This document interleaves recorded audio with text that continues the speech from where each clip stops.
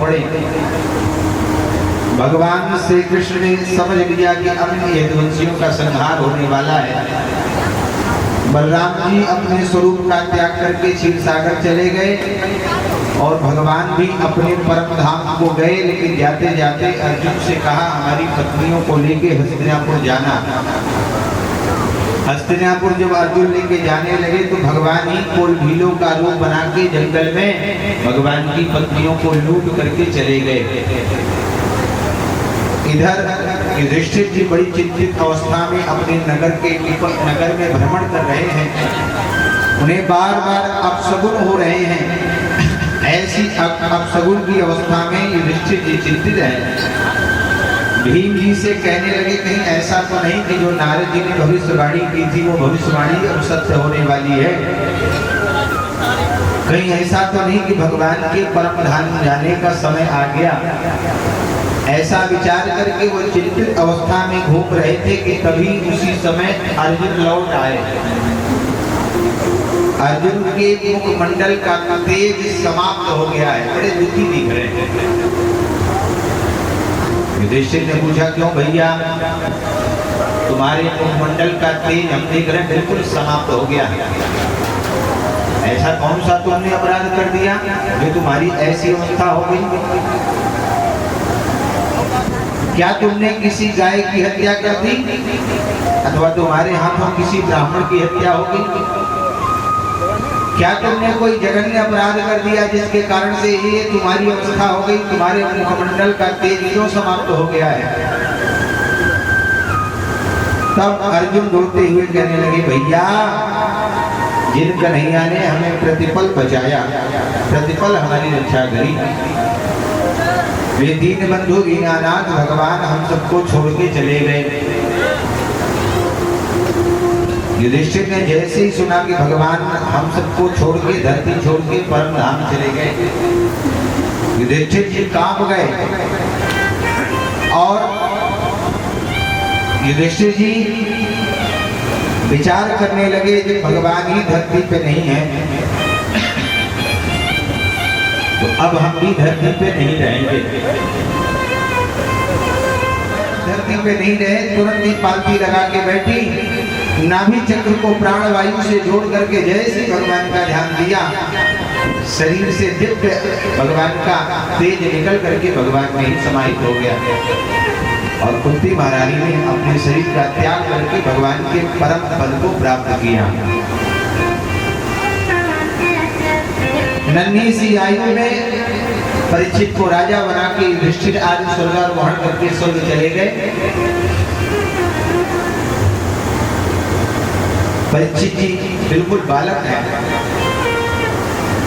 राज्य का अनुभव नहीं है। मंत्रियों के सहयोग से अनुभव लेते हुए राज्य संचालित करने लगे।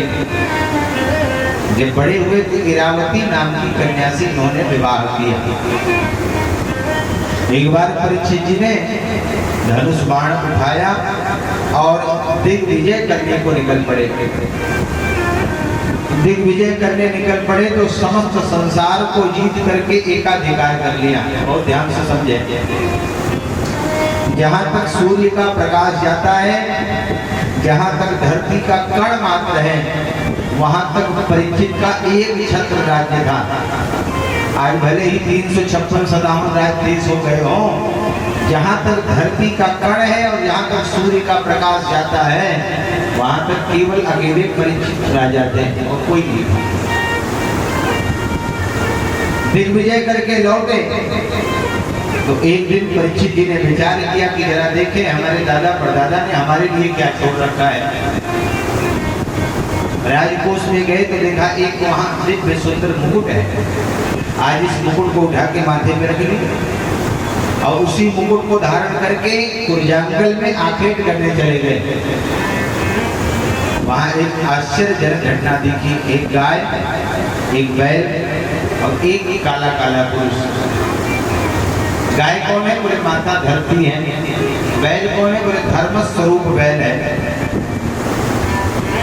साक्षात धर्म ही बैल के स्वरूप में माना गया है। अपने यहाँ धर्म का प्रतीक क्या है? बैल। और सबसे ज्यादा धर्म की ही इस समय हानि हो रही है। सबसे ज्यादा धर्म को ही खदेड़ा जा रहा है। किसी के खेत में यदि गलती से बैल पड़ गया तो सबसे पहले डंडा लेके खड़े हो जाते कि हम आज पीट इसको भगा ही नहीं। बैल को मार के भगाना मतलब अपने घर से धर्म को ही भगाना। इसलिए इस संसार में बैल को धर्म स्वरूप माना गया। इसीलिए नंदी जी साक्षात धर्मध्वज माने गए, धर्म स्वरूप माने गए। भगवान शंकर किसकी सवारी करते हैं? धर्म की सवारी करते हैं।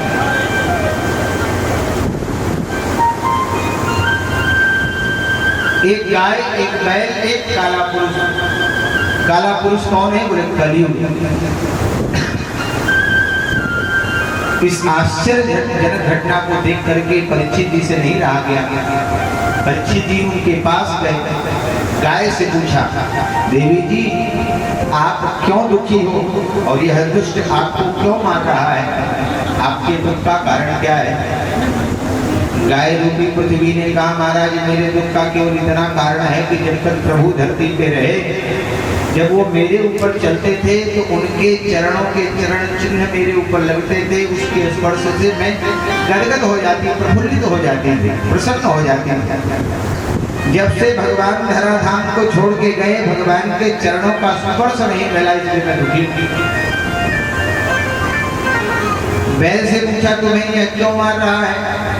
बोले देखो महाराज मैं साक्षात धर्म स्वरूप हूँ और उस बैल के 3 पैर कट गए हैं, एक पैर पे खड़ा है। बैल की धर्म ने कहा, देखो महाराज मैं धर्म हूँ। जैसे जैसे एक एक युग बीते वैसे वैसे मेरे एक एक चरण कटते गए। धर्म के 4 पैर हैं, पवित्रता, दया, तप और कीर्तन। सतयुग बीता तो पवित्रता रूपी पैर कट गया। आज की स्थिति क्या है? पवित्रता नास्ति कलयुगे।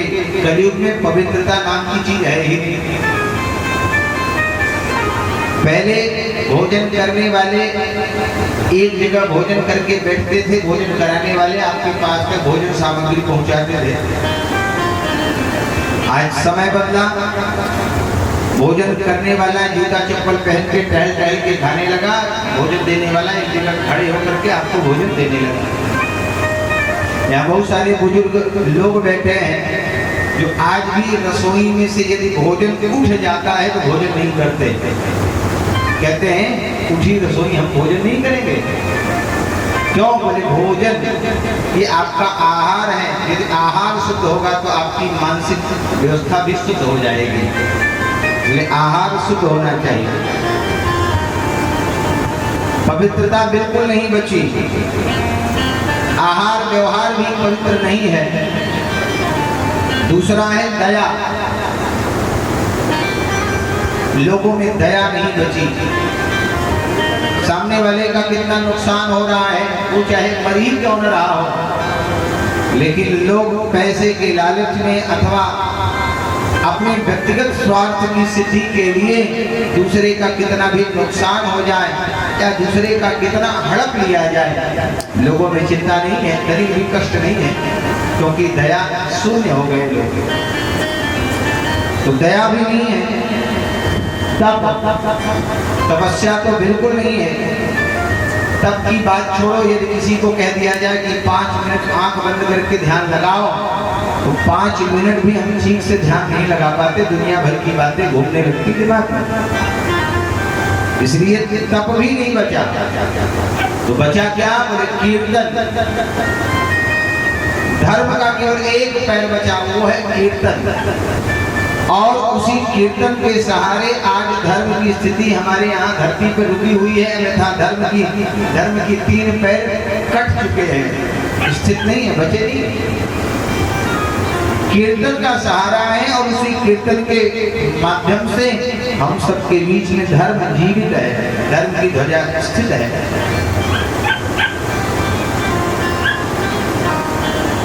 धर्म के इस वाक्य को सुन करके परीक्षित जी को बड़ा क्रोध आया। उन्होंने अपनी तलवार खींच ली और उस काले पुरुष कलयुग को मारने दौड़े।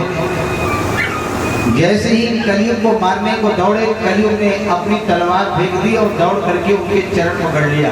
महाराज हमें मत मारो, आपके दादा आपके परपाजा जितने थे, आपके पूर्वज बड़े ही दयालु थे। जब भी कोई उनके शरण में चला जाता था तो वो अपने शरण में आए हुए शरणागत की रक्षा करते थे, उस पर कृपा करते थे। और महाराज मैं भी आपकी शरण में आया हूँ, क्या आप मेरा वध ही कर दोगे? आप मेरी रक्षा करो, आप मुझे मत मारो। जब बार बार निवेदन किया तो परीक्षित जी को अपने दादा अपने आजा की बात सुन करके, अपने पूर्वजों की प्रशंसा सुन करके अच्छा लगा। तो परीक्षित जी ने कहा ठीक है, हम तुम्हें नहीं मारेंगे, लेकिन एक काम करो, तुम हमारे देश से निकल जाओ, यहाँ से भाग जाओ। कलयुग ने कहा महाराज हम निकल भी जाएं तो कहाँ जाएं? सारी सृष्टि में आपका, पूरी पृथ्वी पर आपका ही अकेले एक राज्य है, एक छत्र राज्य है, फिर हम जाएंगे तो कहाँ जाएंगे? पूरी सृष्टि ही आपके अधिकार में, तो हम कहाँ जाएं? इसलिए आप अपने ही राज्य में रहने के लिए हमें कोई स्थान दे दीजिए। जब बार बार निवेदन किया तो परीक्षित जी को दया आ गई। परीक्षित जी ने कहा ठीक है, हम तुम्हें स्थान देते हैं, 4 जगह रहोगे। बोले कहाँ कहाँ? बोले द्वितम पानम स्त्रियः सोना यत्रा धर्मश्चतुर्विधा। द्वितम पानम स्त्रियः सोना, जहाँ पर जुआ खेला जाता हो। आज से कलयुग तुम्हारा वहां निवास रहेगा, ध्यान रहे। बोले जहाँ जुआ खेला जाता है तुम्हारा वहां निवास होगा। बोले महाराज वहाँ क्या विशेष है? बोले जहाँ जुआ खेला जाता है वहाँ असत्य निवास करता है, झूठ। ध्यान रहे, जहाँ भी झूठ बोला जाता होगा वहाँ आप समझ लो कि कलयुग है। अगर आप झूठ बोलते हैं तो आप समझ लेना आपने कलयुग का अंश आ गया है, कलयुग की छाया आप में पहुंच गई है। क्योंकि जहां झूठ होता है कलयुग वहीं जाता है। तो जहां जुआ खेला जाता है तुम वहां रहोगे। बोले वहां क्या है? बोले असत्य निवास करता है। पानम, जहां मदिरा पी जाती है, मदिरालय शराब घर, वहां तुम्हारा निवास होगा। बोले महाराज वहां क्या है? बोले वहां मद है। मद माने अभिमान, बहुत ध्यान से समझे। जहां पर मदिरा पी जाती है वहां अभिमान होता है। आपने कभी किसी शराबी को देखा हो? चाहे जितना बड़ा अमीर हो, एक बार पीना शुरू कर दे तो गरीब होने में देर नहीं लगती, और फिर पीते पीते ऐसी स्थिति आ जाती है कि 10-10 रुपया लोगों से मांग के पीने शुरू कर देता है। शाम भाई तो तलब सताने लगा तो 10-10 रुपया 4-10 लोगों से मांग लिया, भैया दे दो। और मांग करके जाकर के जैसे वो छोटा वाला क्वार्टर लगाया, और लगाते ही इसके बाद तो इतना बड़ा आदमी हो जाता है कि जब तक नहीं पिया था तब तक 10-10 रुपया मांग रहा था, लेकिन पीते ही इतना बड़ा आदमी हो गया, बिना इंग्लिश स्पीकिंग कोर्स किए ऐसी भराटेदार अंग्रेजी बोलता है कि पूछो नहीं करा। इतना बड़ा आदमी कि हमको लगता है प्रधानमंत्री जी के बाद इसी का नंबर लगता है। ऐसी ऐसी बड़ी बड़ी बातें कि पूछो नहीं। क्यों भाई? अभिमान। जहाँ मदिरा पी जाती वहाँ अभिमान होता है, मद होता है। राजा अपने हाथी पे बैठ के जा रहा था, एक शराबी रास्ते में पड़ा था। लोग जय जयकार कर रहे थे, शराबी खड़ा हो गया राजा के सामने, राजा से कहने लगा, है राजा। राजा ने कहा क्या है? बोले जिस हाथी पे तुम बैठे हो ये हाथी मुझे खरीदना है। राजा ने कहा लेकिन हमको तो बेचना ही नहीं। उसने कहा तुमको बेचना है कि नहीं हमसे नहीं मतलब, लेकिन हमको हाथी खरीदना है। बोलो क्या दाम लोगे? राजा ने कहा हमको नहीं बेचना। उसने कहा लेकिन हम बिना खरीदे जाने नहीं देंगे, बताओ हाथी का क्या दाम लोगे? राजा ने सैनिकों से कहा इसे पहले कारागार में डालो, सुबह बात करेंगे। उठा के कारागार में डाल दिया। सुबह भाई राजा ने बुलवाया और कहा क्यों भाई, कल तुम रात में हमारी हाथी खरीद रहे थे, हमारा बेचने का मन नहीं था लेकिन अब बेचना चाहते, बताओ हाथी का क्या दाम दोगे। उसने हाथ जोड़ लिए, बोले सरकार जो खरीदार था वो सुबह होते होते चला गया, लौट के आएगा तो हम आपकी भेंट करा दें, अभी तो फिलहाल खरीदार है नहीं। कहने का मतलब क्या, बोले नशा उतर गया तो खरीदार चला गया, नशा फिर आएगा तो खरीदार लौट के आ सकता है, इसमें कोई संशय नहीं। बोलो राधे राधे। तो जहाँ पर मद होता है वहाँ जहाँ मदिरा पी जाती है वहाँ मद होता है, मद माने अभिमान। तीसरा है स्त्रियां, जहाँ स्त्री संग अर्थात वेश्यालय, वहाँ आसक्ति होती, आकर्षण होता है और आकर्षण ही व्यक्ति के पतन का कारण होता है। आकर्षण किसी से हो जाए, आकर्षण होना गलत नहीं है लेकिन अत्यधिक होना बहुत गलत है, इसलिए आकर्षण पतन का कारण बनता है। आकर्षण उसका दूसरा अर्थ आप मोह से भी लगा सकते हैं कि मोह होता है, इसीलिए व्यक्ति का पतन होता है। क्योंकि कहा गया है मोह सकल व्याधि कर मूला, आपके जिंदगी में जितनी समस्याएं आती हैं उसका एक ही कारण है मोह और कुछ नहीं। आपको अपने बेटे से मोह है तो बेटे के कारण आप पैसा कमा रहे, जिंदगी भर कमा करके बेटे की व्यवस्था कर रहे, बेटे का विवाह किया, परिवार बनाया, जमीन खरीदी, संपत्ति खरीदी, घर मकान बनाया, क्यों? बोले मोह है। तो मोह सकल व्याधि कर मूला, संसार की जितनी समस्या है उसका एक ही कारण है मोह। इसलिए जहाँ स्त्री संग होता है वहाँ आकर्षण मोह होता है, इसलिए चौथा स्थान दिया जहाँ स्त्री संग, वेश्यालय में तुम रहोगे। तीसरा स्थान दिया वेश्यालय में। चौथा स्थान दिया जहाँ हिंसा की जाती हो, जहाँ जीवों को मारा जाता हो, काटा जाता हो, तुम वहां रहोगे। चार स्थान दिए। कलियुग ने कहा महाराज चार स्थान चारों निंदनीय दिए, कोई एक अच्छा स्थान दे देते। परीक्षित जी को दया आई, उन्होंने कहा ठीक है, और कहा पुनश्च याजमानाय जात रूप मदात प्रभु। जात रूप कहते सोना को, उसके बार बार निवेदन करने पर कहा आज से तुम्हारा 5वां स्थान सोने में रहेगा। बोले तो महाराज सोना कैसा हो? बोले जो अनिति से कमाया गया हो। जैसे आप विचार करें, यहाँ इतनी माताएं हो जाती हैं, किसी का हार गिर जाए यहाँ सोने का 1,11,000 रुपया तोला सोना, किसी का 1 तोले का हार गिर जाए, किसी को मिल जाए, तो जिसको मिल जाएगा अगर ईमानदारी है, देने का मन है, अगले दिन आकर के जरूर पूछे भाई किसका हार गिर गया, हम वापस करना चाहते हैं। लेकिन अगर देने का मन नहीं है तो यहाँ पहन के आएगी क्या? क्यों भाई, कोई पहन के आएगा? नहीं आएगा। लेकिन अगर पति ने सोने के हार गढ़वा दिया हो 2 तोला का, तो माताएं उसे जरूर पहन के, और पहन के नहीं आए बल्कि साड़ी के ऊपर पहन के आए। अब पड़ोसन के बगल में बैठ के बार बार ऐसे हाथ, एक तो बहनी आज बड़ा अनुकुश लागत है, पहली बार कहीं कि हो सकता है पड़ोसन की निगाह पड़ जाए तो पूछ ले, अगर फिर भी ना पूछे तब कह ही देते हैं देखा मैंने डिजाइन कैसन था, पूरा 2 लाख बनवाए, कमाई से बनवाया। क्यों?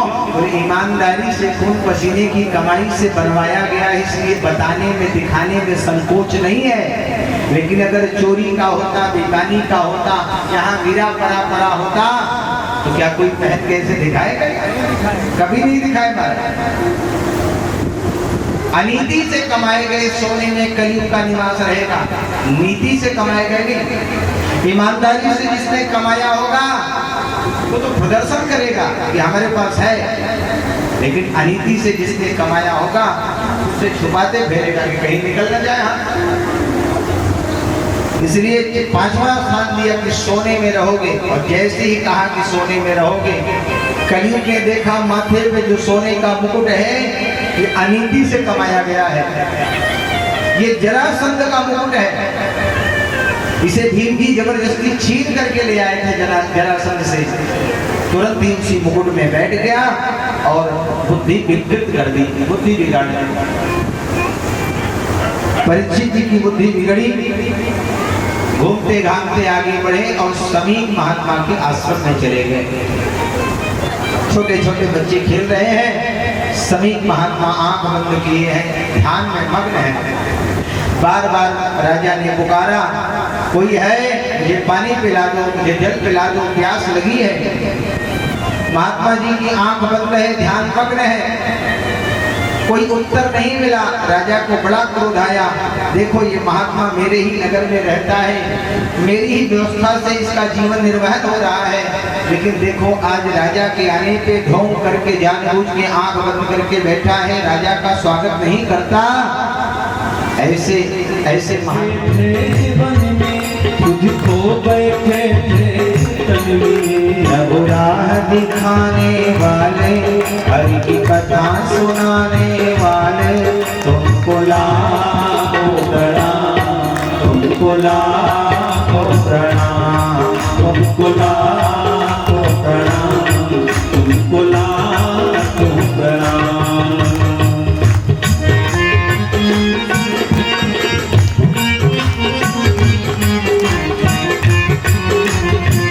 जय जय।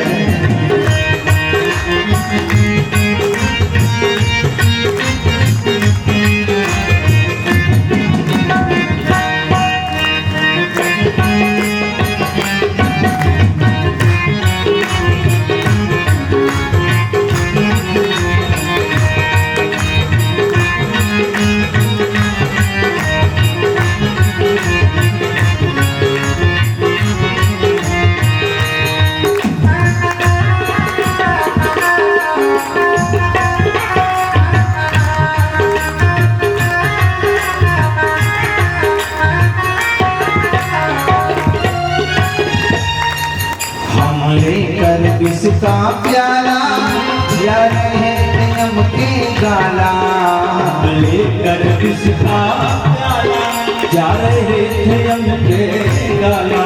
हम लेकर इसका प्याला जा रहे थे हम के गाला, लेकर इसका प्याला जा रहे थे हम के गाला।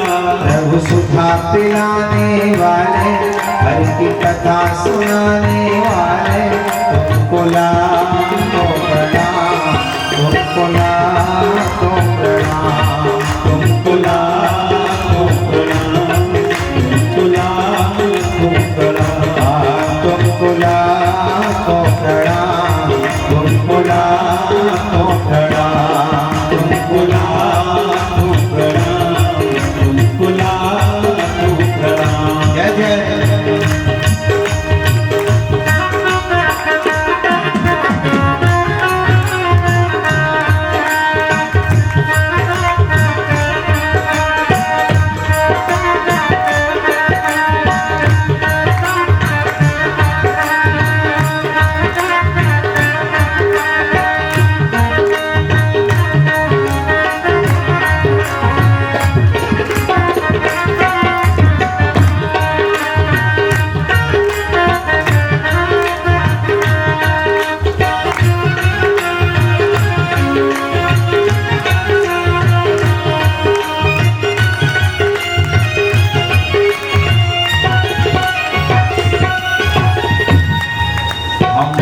तेरा क्या पावे, बस गावे शीश झुकावे। हम पार तेरा क्या पावे, बस गावे शीश झुकावे। हम पार तेरा क्या पावे, बस गावे शीश झुकावे। पार तेरा क्या पावे, बस गावे शीश झुकावे। और प्रेम लुटाने वाले, हरि की कथा सुनाने वाले, तुमको लाखों प्रणाम, तुमको लाखों प्रणाम, तुमको लाखों प्रणाम, तुमको लाखों प्रणाम। हरि की कथा सुनाने वाले, प्रभु की कथा सुनाने वाले, तुमको लाखों प्रणाम, तुमको लाखों प्रणाम, तुमको लाखों तुमको लाखों प्रणाम, तुमको लाखों प्रणाम।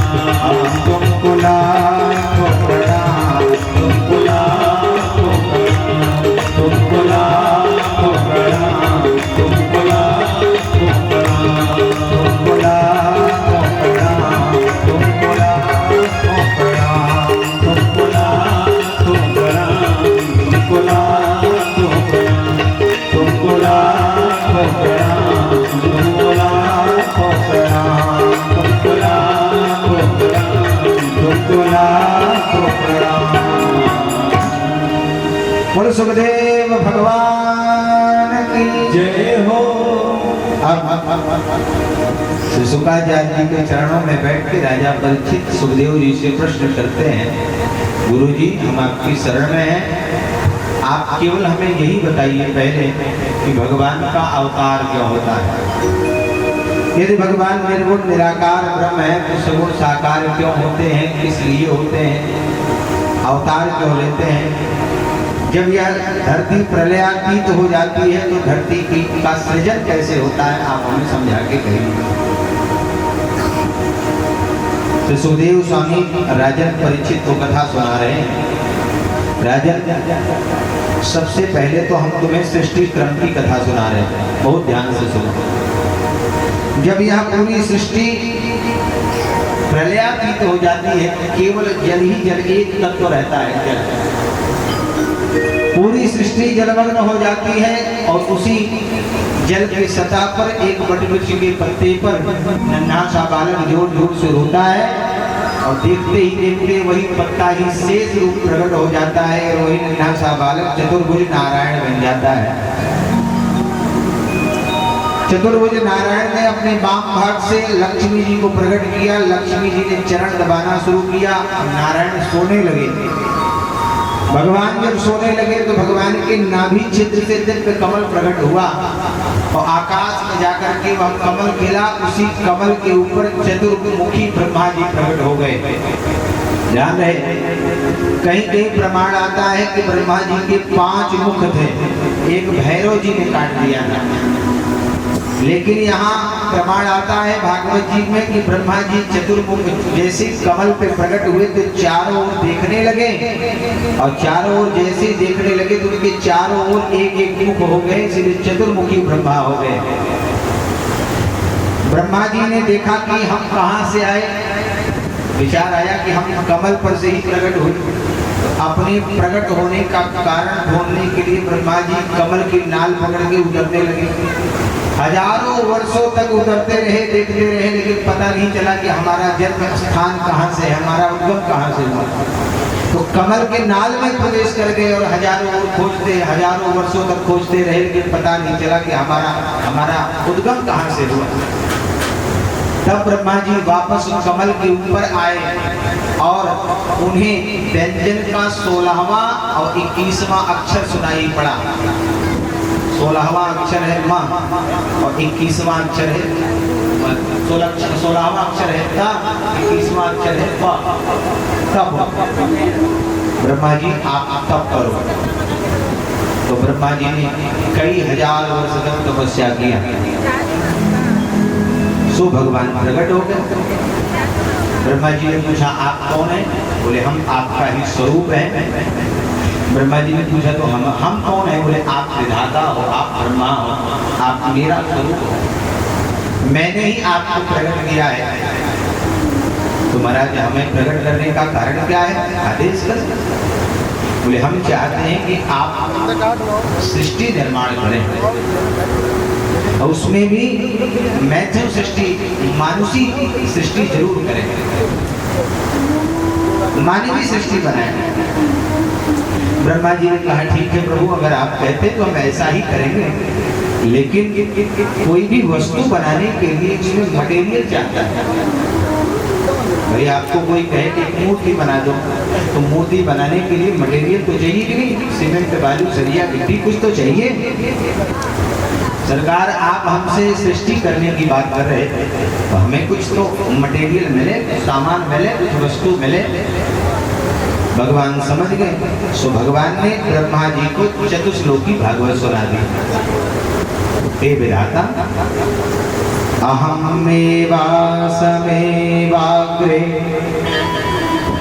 नान्यद्यत् सत्परम् पश्चादहं यदेतच्च यो वशिष्येत सोऽस्म्यहम्। हे विधाता, जब पूरी सृष्टि का निर्माण हो जाता है तो सृष्टि के कण कण में मैं ही हूँ। सृष्टि के हर भाग विभाग में मैं ही आदि हूँ, मैं ही मध्य हूँ और मैं ही अंत हूँ।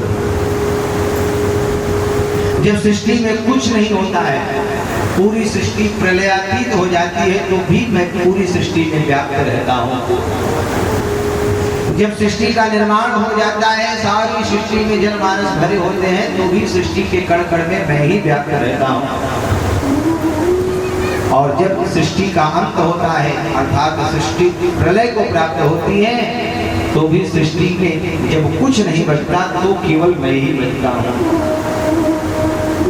इस सृष्टि में जो भी विशिष्ट है वही मैं हूँ। धातुओं में सोना मैं हूँ, वृक्षों में पीपल मैं हूँ, गंधर्वों में विश्वावसु मैं हूँ, और गंधर्वों में विश्वावसु मैं हूँ, देवताओं में इंद्र मैं हूँ, त्रिदेवों में विष्णु ही मैं हूँ। मैं ही आदि हूँ, मैं ही मध्य हूँ और मैं ही अंत हूँ। इसलिए ये सारी सृष्टि मेरा ही रूप जान करके आप निर्माण करो। चतुश्लोकी भागवत सुना के भगवान अंतर ध्यान हो गए। ब्रह्मा जी सृष्टि करने लगे, तो ब्रह्मा जी सृष्टि करने लगे और सबसे पहले उन्होंने सनकादिकों को बनाया।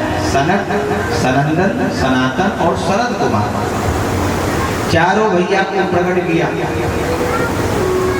और उनसे कहा कि भैया हम मानवीय सृष्टि करना चाहते हैं, मानुषी सृष्टि, किसी को मैथुन सृष्टि भी कहते हैं, और हम चाहते हैं कि तुम हमारी सहायता करो।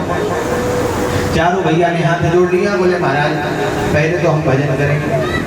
एक काम करो, आप हमें पहले भजन करने की आज्ञा दो, हम पहले भजन करना चाहते हैं।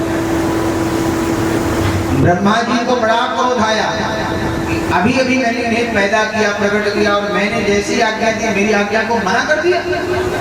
ब्रह्मा जी को क्रोध आया तो ब्रह्मा जी की भ्रिकुटी, इसे भ्रिकुटी कहते हैं। क्या कहते हैं? भ्रिकुटी। अब आपकी भाषा में क्या कहते हैं मुझे नहीं पता, लेकिन इसको कहते हैं भ्रिकुटी। ब्रह्मा जी ने जैसे क्रोध किया तो उनकी भ्रिकुटी का भेदन करके साक्षात रुद्र भगवान शंकर प्रकट हो गए। बोलो रुद्र भगवान की जय हो।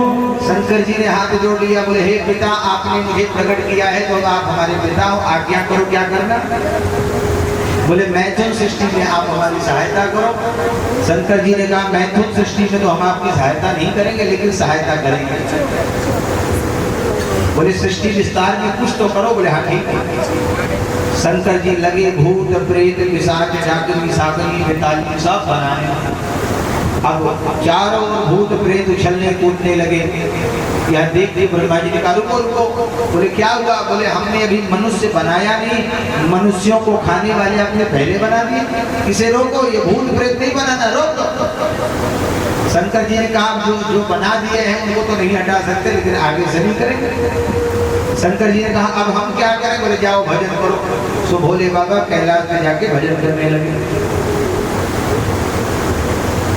अब ब्रह्मा जी ने 10 प्रकार की प्राकृतिक सृष्टि का निर्माण किया, जिसमें 10 ऋषि हैं, मरीचि, अत्रि, अंगिरा, पुलस्त्य, पुलह, क्रतु, भृगु, वशिष्ठ, दक्ष और देवर्षि नारद।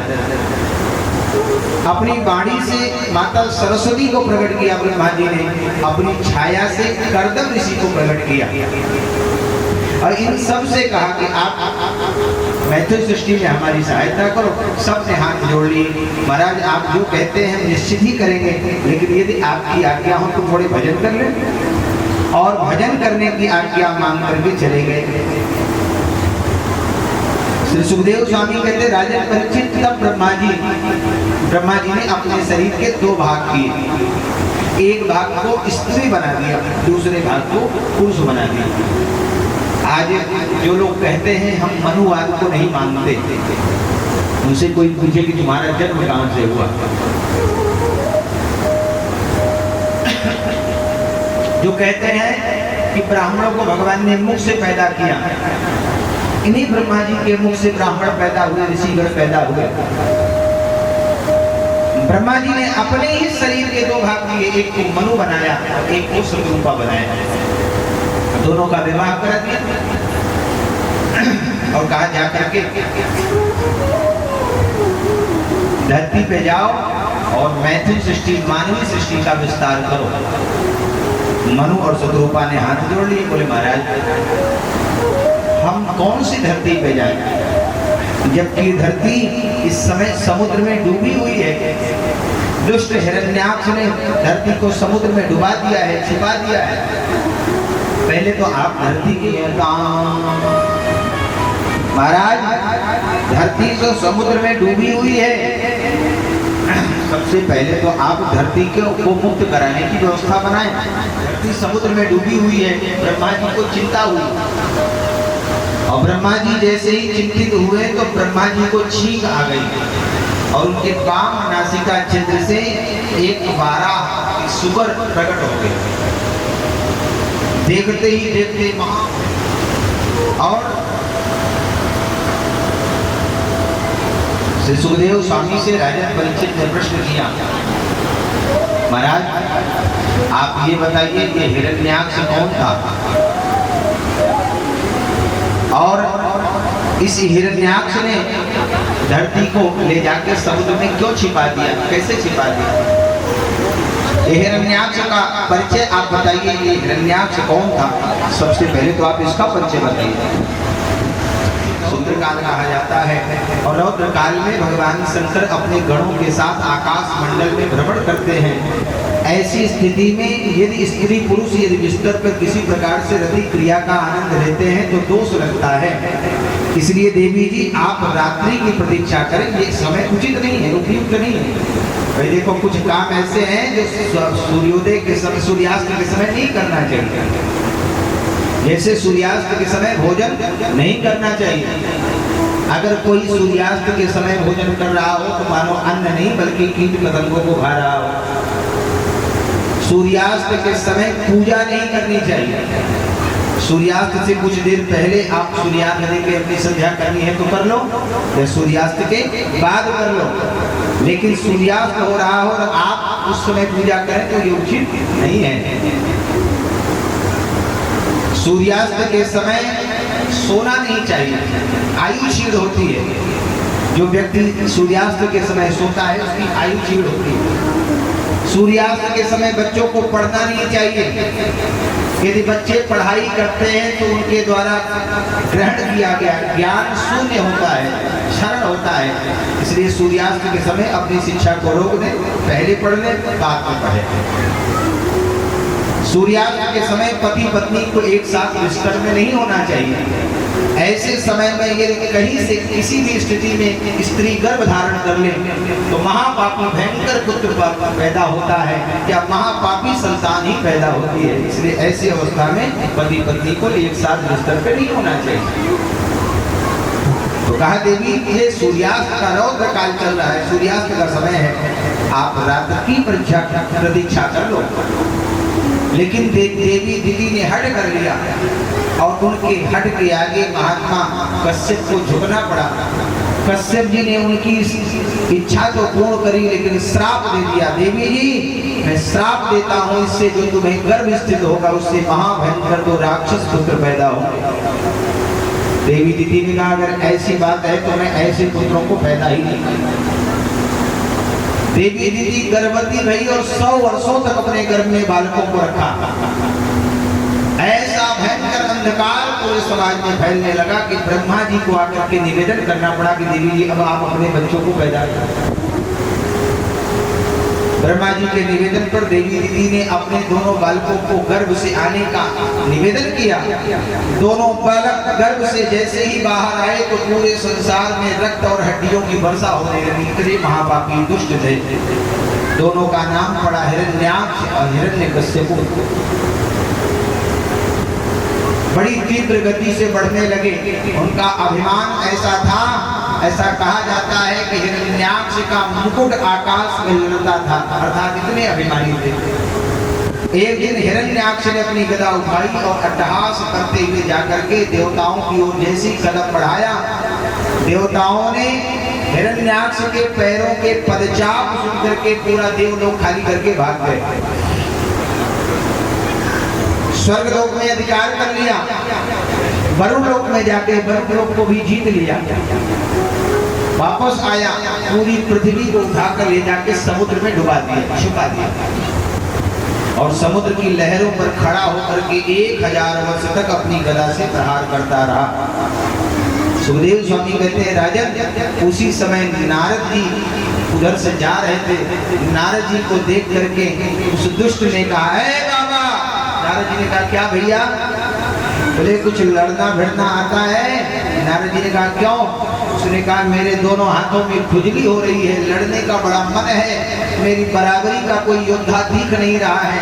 यदि तुम्हें लड़ना भिड़ना आता हो तो हमसे दो हाथ कर लो।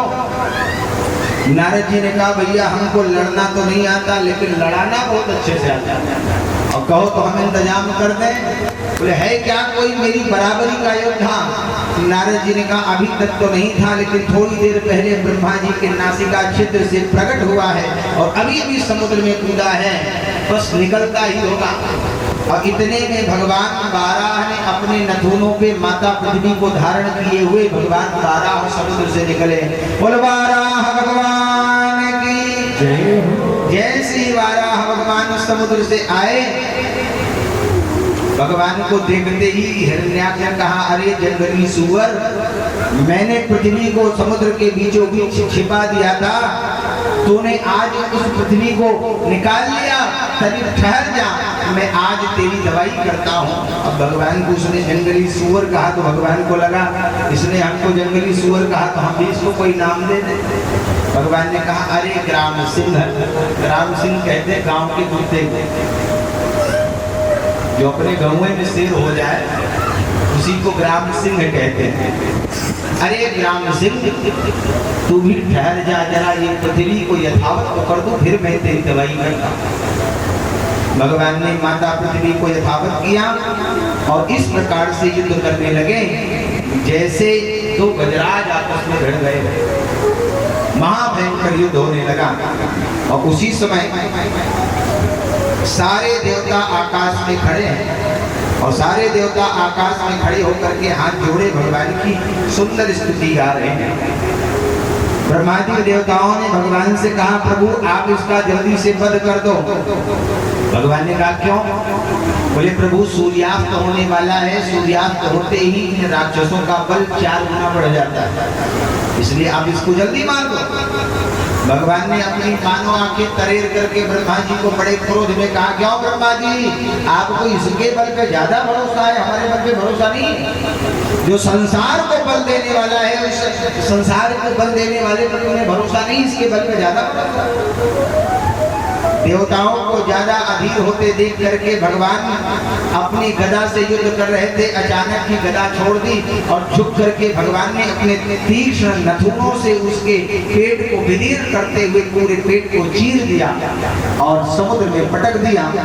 रक्त रंजित उसका शरीर समुद्र में जैसे ही पड़ा तो पूरे समुद्र को लाल करता हुआ उसका रक्त बहने लगा, उसका मुंह पलट गया है, धरती की ओर मुंह हो गया है। ब्रह्मा आदि देवता जितने हैं सब भगवान की प्रशंसा कर रहे हैं, लेकिन प्रशंसा में उस भगवान की प्रशंसा के साथ साथ उस राक्षस की भी प्रशंसा कर रहे हैं।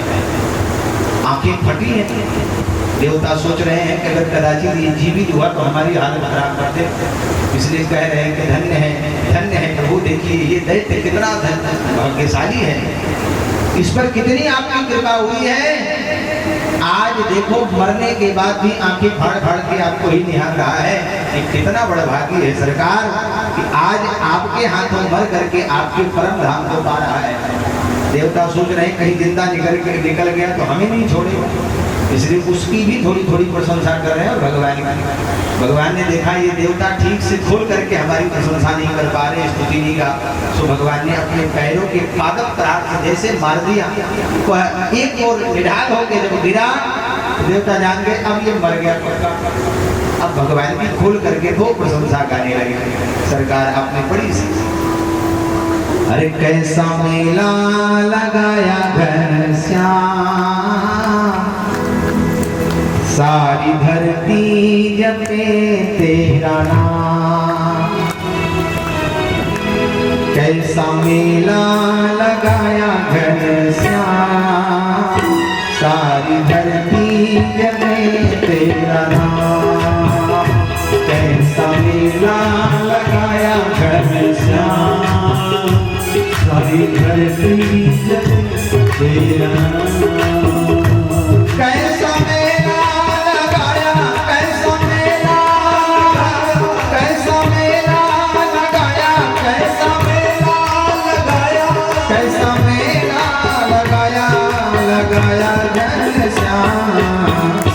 कैसा मेला लगाया घनश्याम, सारी धरती जपे तेरा नाम।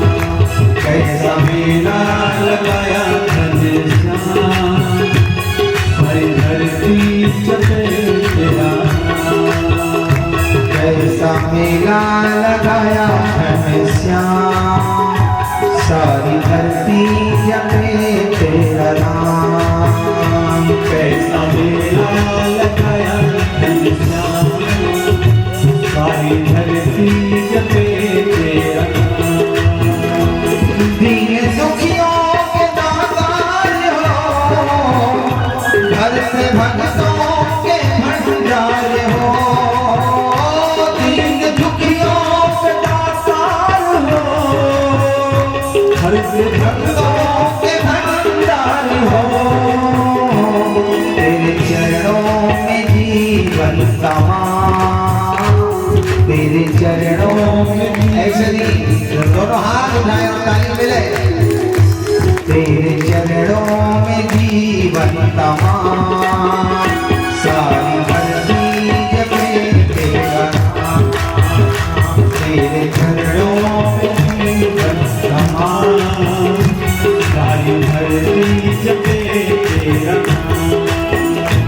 कैसा मेला लगाया, कैसा मेला लगाया, कैसा मेला लगाया, कैसा मेला लगाया, कैसा मेला, मेला, मेला लगाया, कैसा लगाया घनश्याम, सारी धरती जपे तेरा नाम। आहा, कैसा मेला लगाया घनश्याम, सारी धरती जपे, सारी धरती जपे तेरा नाम।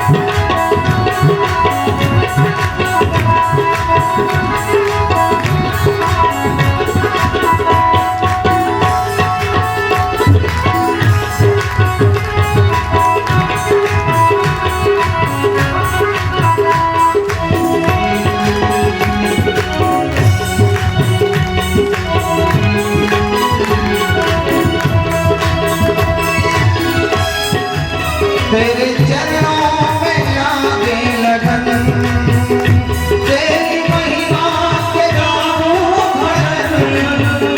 तेरे चरणों में लागे लगन, दर पे आया है राधे श्याम, दर पे आया है राधे श्याम। सारी धरती जपे तेरा नाम, दर पे आया है राधे श्याम, सारी धरती जपे तेरा नाम। कैसा मेला लगाया घनश्याम, सारी धरती जपे तेरा नाम। कैसा मेला लगाया घनश्याम, सारी धरती मेला लगाया, कैसा मेला लगाया घनश्याम, सारी धरती जपे तेरा नाम। कैसा मेला लगाया घनश्याम, सारी धरती जपे तेरा नाम।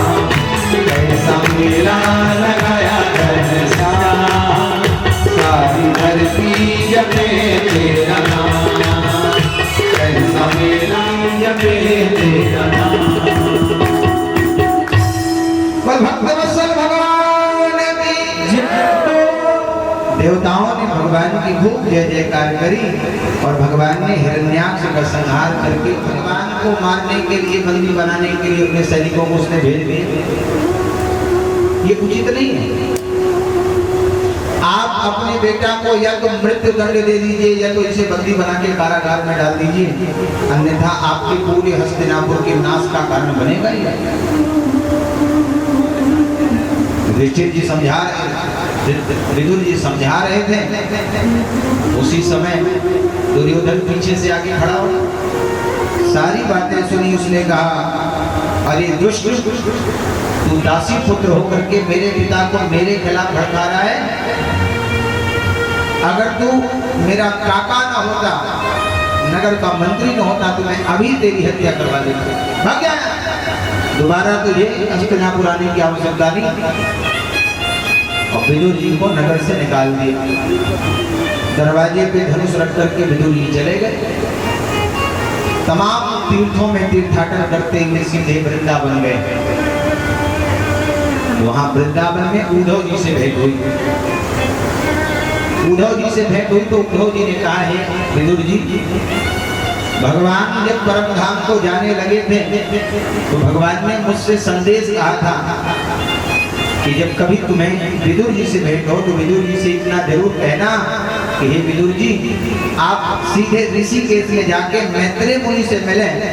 मैंने आपको सुनने के लिए बड़े सुंदर सुंदर उपदेश इन्हें बताए हैं। आप मैत्रेय मुनि से मिल करके मेरे द्वारा किए गए उपदेश को ग्रहण करें। इसलिए आपको मैत्रेय मुनि के पास जाना चाहिए। उद्धव जी की बात मान करके विदुर जी मैत्रेय मुनि के पास सीधे ऋषिकेश गए। वहां उनकी भेंट भई और विदुर जी ने मैत्रेय मुनि से वही प्रश्न किया जो परीक्षित जी ने सुखदेव जी से किया है। तो प्रश्न वही हुआ है, इसलिए वही कथा वहां भी शुरू है, वही कथा यहाँ शुरू है। ध्यान रहे, ये भागवत जी की बड़ी दिव्य संहिता है। 18,000 श्लोक हैं इसमें। आप लोग सुन रहे, पंडित जी लोग सुनाते हैं।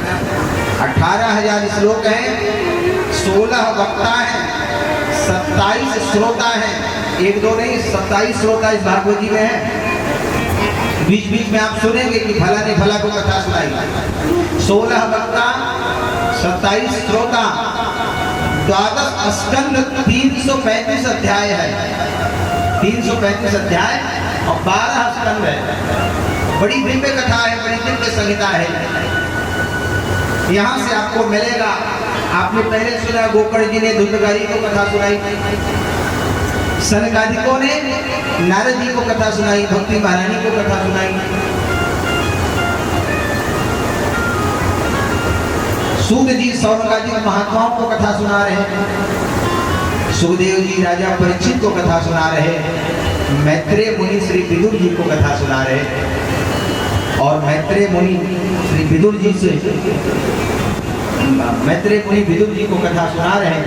श्री सुखदेव स्वामी से राजा परीक्षित ने प्रश्न किया, बाबा अब आप बताइए, जब धरती यथावत हो गई तो मनु महाराज के कुल कितनी संतानें हुई, किस प्रकार से उनका परिवार बना, आप हमें समझा के कहिए।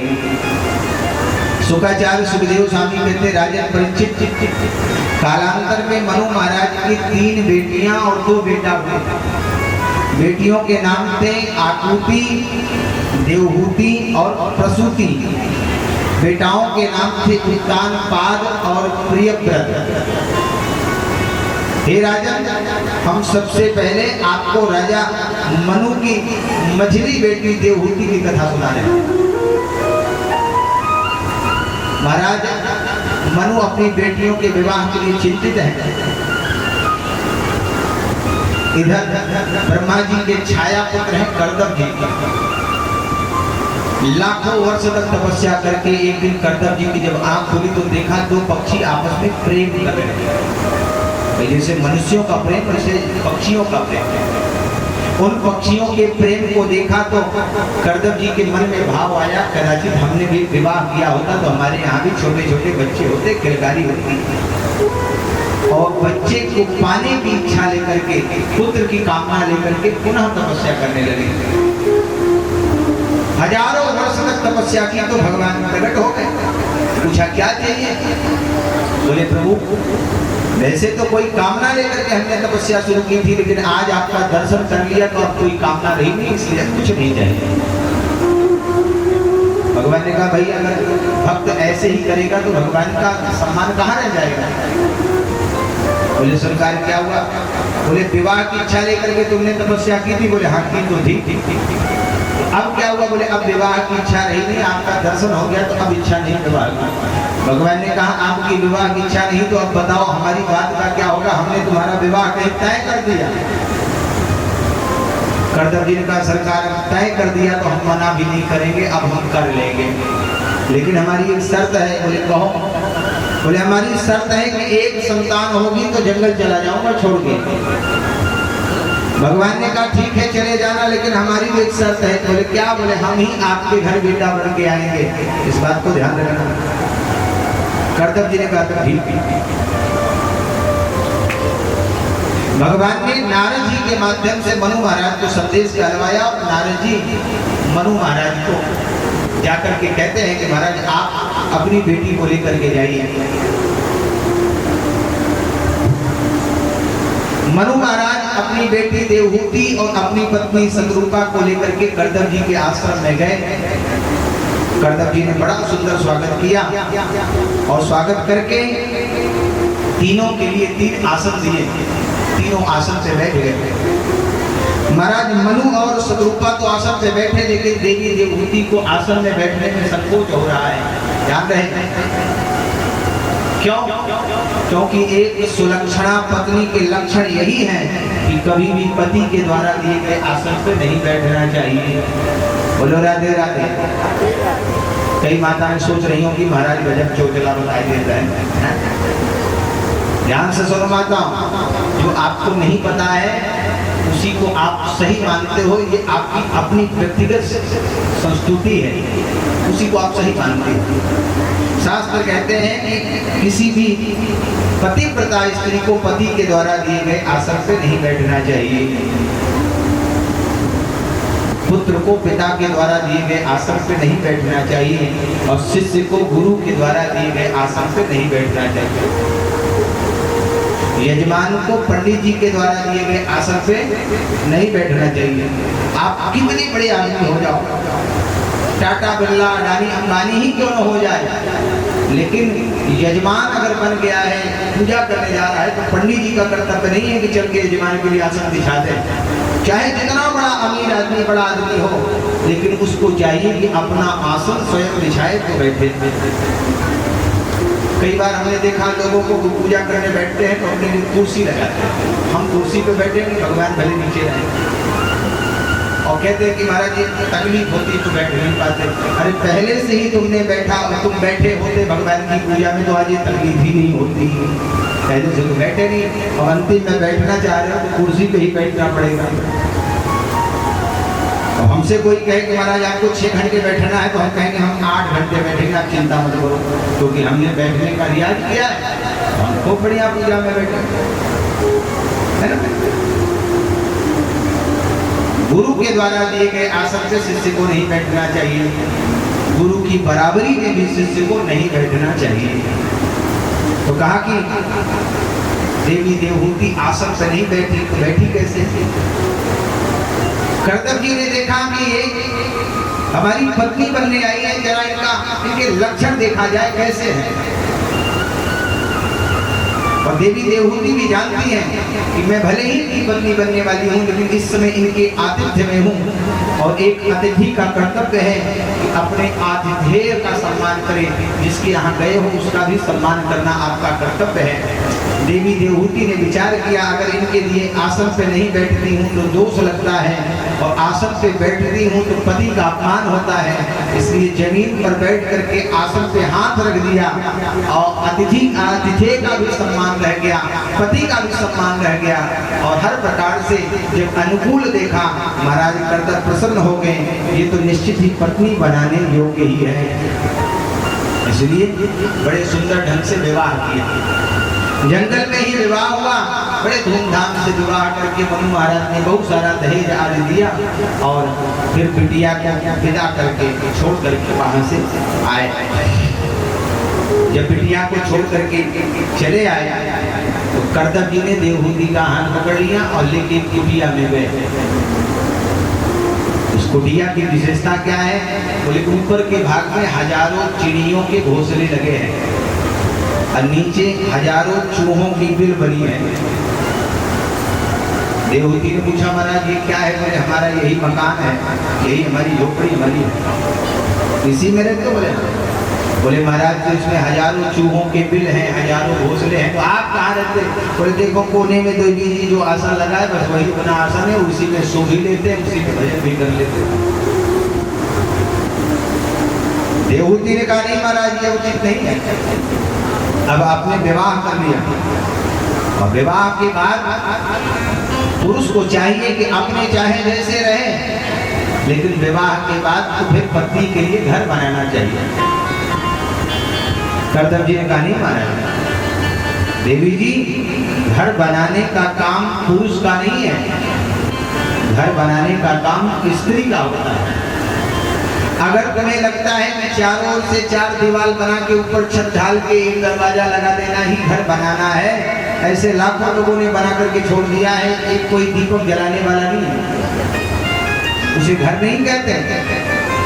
घर उसे कहते हैं जहाँ सुबह शाम भगवान के सामने दीपक जलता हो, जहाँ सुबह शाम भगवान की पूजा में घंटी बजती हो, और जहाँ भोजन बनने के बाद भगवान के निमित्त भोग लगता हो, जहाँ भोजन बनने के बाद भोजन करने वालों को आदर से बुला करके भोजन कराया जाता हो। आजकल होता क्या है, माताएं भोजन बना के कहती हैं देखा भैया हम खाए बनाए थे, जिसका खाए पर खाए नहीं, जिन खाए हम जाते हैं सो गए, खाए मन हो तब वो भूख चली जाए। बोलो राधे राधे। अच्छा क्यों भाई? आप सोचो भोजन कराने वाला अगर गुस्से में कहते हैं हम भोजन बना दे, देखा खाए कोई खाए नहीं जाए, भाग में हम जाते सो गए। आप बताओ भूख लागे? हाँ भूख लगी भी हो तो चली जाए, सब सीताराम हो जाए। भोजन का तो आनंद तब है कि भोजन बनाने वाला भोजन बनाने के बाद आपसे कहे अच्छा अजी सुनते हो भोजन बन गया है, बाबूजी को लेके आइए, आप दोनों लोग साथ में बैठ के भोजन कर लीजिए। अगर 2 रोटी भूख हो तो 4 रोटी दबाई देते, अच्छे से थोड़ी भूख हो तो बढ़ जाता है, क्योंकि भोजन से ज्यादा आपका आदर महत्वपूर्ण है। इसलिए गृहिणी माताओं आपको क्या कहा जाता है? गृहिणी। गृहिणी का अर्थ होता है गृह ऋणी, जिसका पूरा परिवार ही ऋणी हो जाए उसी को गृहिणी कहते हैं। ये आवश्यक है। घर कौन बनाता? बोले स्त्री बनाती है, पुरुष नहीं बनाता। हमारे यहाँ हम हमेशा एक गीत गाते हैं, यदि माताएं चाहे तो घर घर नहीं मंदिर बन जाए। अरे घर ही में मंदिर बनई बही। अरे भोजपुरी समझ में आती है नहीं आप लोग? क्यों भाई समझ में आती है? घर ही में मंदिर बनई बही, तीर्थ करे बाहर न जई बही। घर ही में अगर ऐसे आप लोग मंदिर बरोबर बने से पहले बाहर आई पड़े, जब आवाजें में नहीं गिरे थोड़ा क्या गाना मसाला कुछ लगाओ भाई, कुछ तो लगाओ। बताओ मंदिर किसे बनाना? आपको कि हमको? हमारे भरोसे हो तो हम अपने घर बनाएंगे, तुम्हारे घर नहीं बनाएंगे। और अगर आपको बनाना है तो थोड़ा हमारे साथ आप भी गाओ। घर ही में मंदिर बनई बही, तीर्थ करई बाहर न जई बही। घर ही में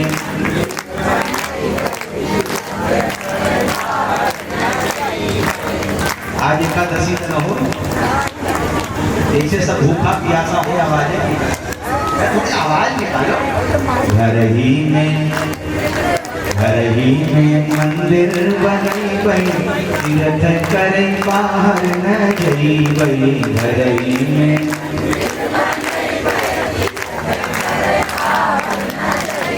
अब पक्का हो गया कि मंदिर बन जाएगा, जमीन भी खोजने की जरूरत नहीं, मंदिर बन जाएगा। घर ही में मंदिर बनई बही, तीर्थ करे बाहर न जई बही। मंदिर बने वही तीर्थ करे बाहर मंदिर बने वही तीर्थ करे बाहर हमने मान लिया कि आपके घर में मंदिर बन गया, तो मंदिर में देवता भी बिठाओगे कि नहीं? क्यों भाई जी? माताओं से थाम के बैठो, क्योंकि देवताओं का नाम सुन के हालत खराब होने वाली है। देवता कौन होंगे? सासु मोरी देवी ससुर मोरे देवता, सासु मोरी देवी ससुर मोरे देवता। यहाँ पर जितनी सास बैठी उनका तो जी ही जानता होगा कितनी देवी बनी है। उन माताओं का दिल ही जानत हो कि कितना देवी बनी है। सास से कहाँ मामला बैठता है किसका? एक बार मेरे कथा सुना रहे थे, ये गीत हुआ, उसके बाद एक माता जी मिली, कहने लगी महाराज आप कह रहे थे सास मोरी देवी, और हमारा सास इतनी चांडाल बा, भंडरिया में दूध ताला मार के रखा था, हमें मौका मिले तो अपने सासू हम जहर देते, जौने दिन मौका मिले हम गला पे बैठ जाएंगे। लेकिन एक बात आपको बता दें, जैसे पहले दिन आप भगवान की पूजा करो तो पहले दिन से कृपा नहीं मिलेगी, उसी प्रकार से पहले दिन से सास की कृपा नहीं मिलेगी। महीने दो महीने सेवा करो, अपने आप ही सास अनुकूल हो जाएगी, फिर कृपा करनी शुरू हो जाएगी। सासु मोरी देवी ससुर मोरे देवता, सासु मोरी देवी ससुर मोरे देवता। सासु मोरी देवी ससुर मोरे देवता, सासु मोरी देवी ससुर मोरे देवता। और पति जी के विष्णु बने बड़ी तीर्थ करी बात नजरी बड़ी मंदिर बन